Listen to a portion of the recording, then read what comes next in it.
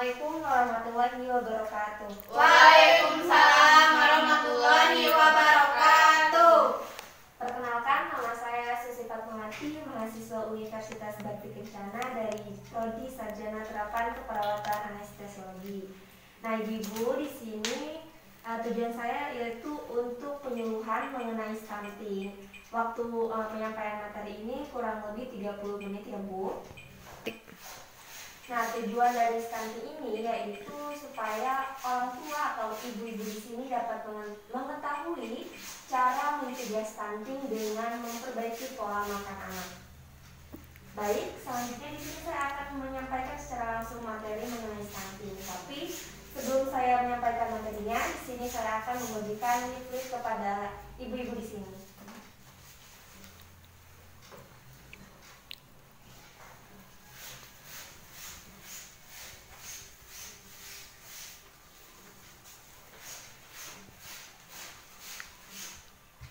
Baik, langsung saja.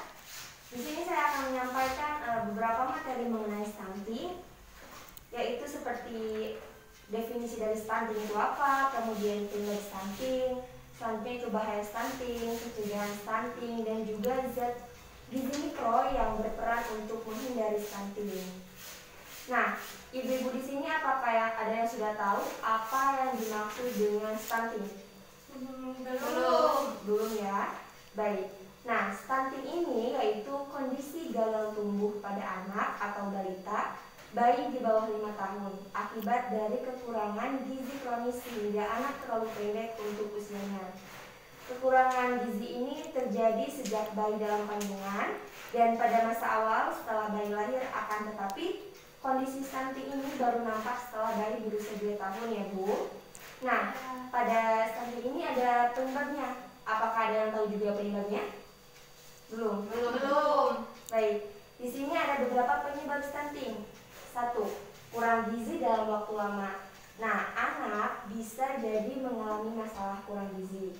Penyebabnya yaitu karena sang ibu tidak memiliki akses terhadap makanan sehat dan bergizi, sehingga menyebabkan buah hatinya itu turut kekurangan nutrisi. Yang kedua yaitu pola asuh kurang efektif.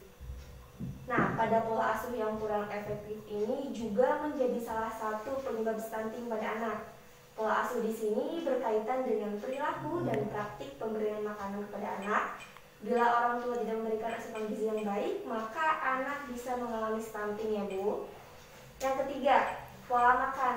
Nah, di sini jika rendahnya akses terhadap makanan dengan nilai gizi yang tinggi serta menu makanan yang tidak seimbang, itu dapat mempengaruhi pertumbuhan anak dan meningkatkan resiko stunting. Nah, yang keempat, tidak melakukan perawatan pasca melahirkan. Nah, setelah bayi lahir, sebaiknya ibu-ibu di sini dan bayi itu menerima perawatan pasca melahirkan ya, Bu. Ya. Nah, yang kelima itu gangguan mental dan hipertensi pada ibu.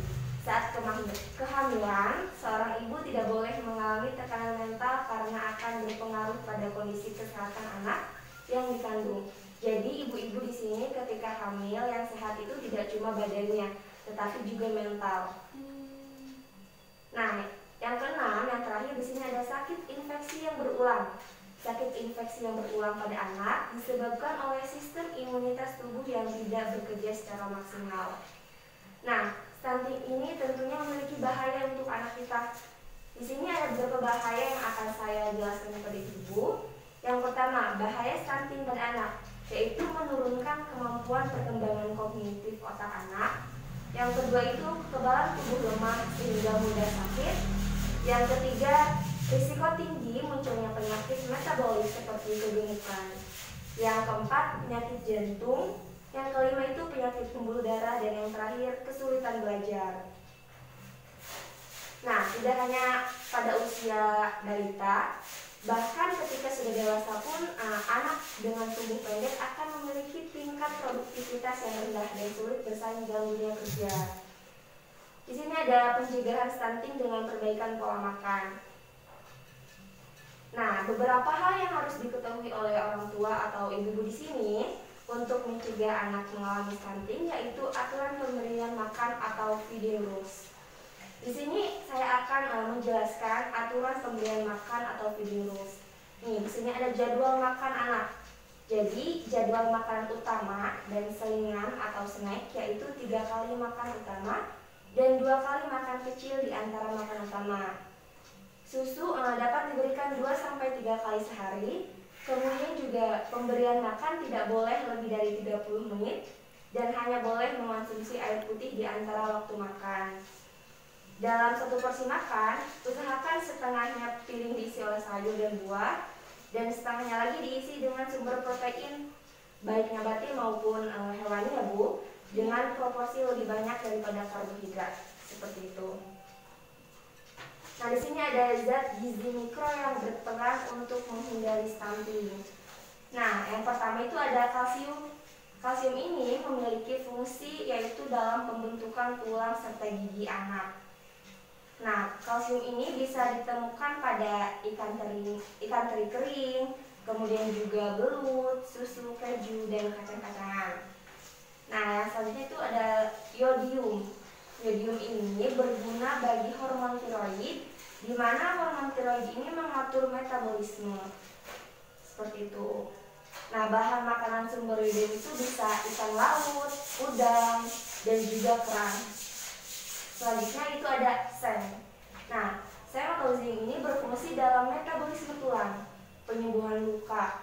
Nah, pada seng ini bisa ditemukan pada hati, kerang, telur, dan kacang-kacangan. Kemudian juga ada zat besi. Zat besi ini berfungsi dalam sistem kekebalan tubuh, pertumbuhan otak, metabolisme energi.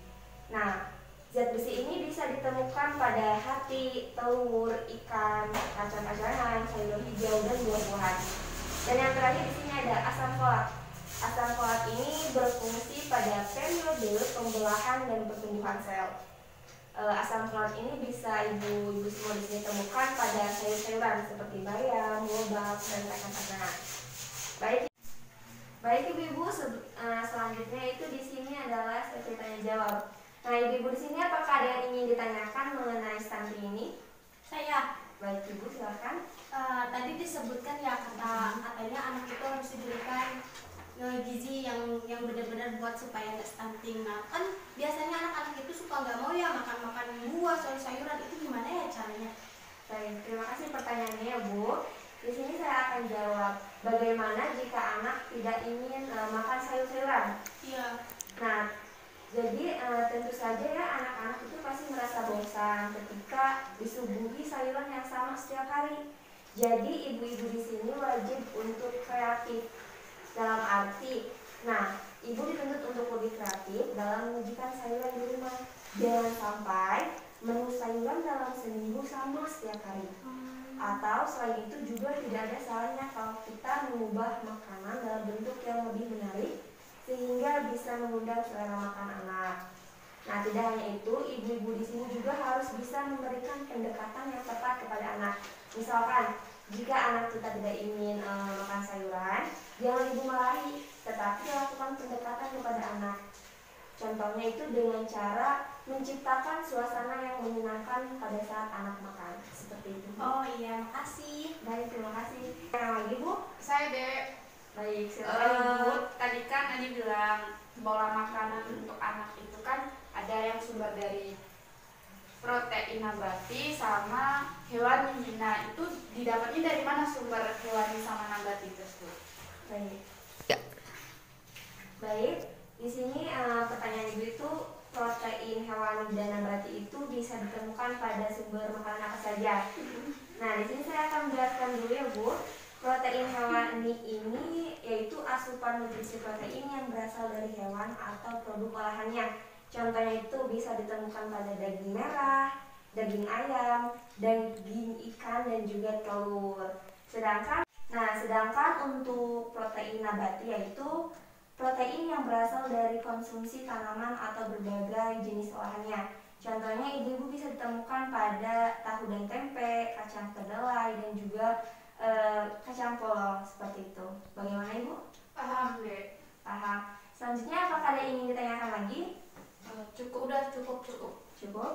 Baik, sekian penyuluhan dari saya. Kurang lebihnya mohon maaf. Semoga ibu-ibu di sini bisa mengetahui cara mencegah stunting dengan cara memperbaiki pola makan pada anak ya Bu. Iya. Terima kasih atas perhatiannya. Assalamualaikum warahmatullahi wabarakatuh.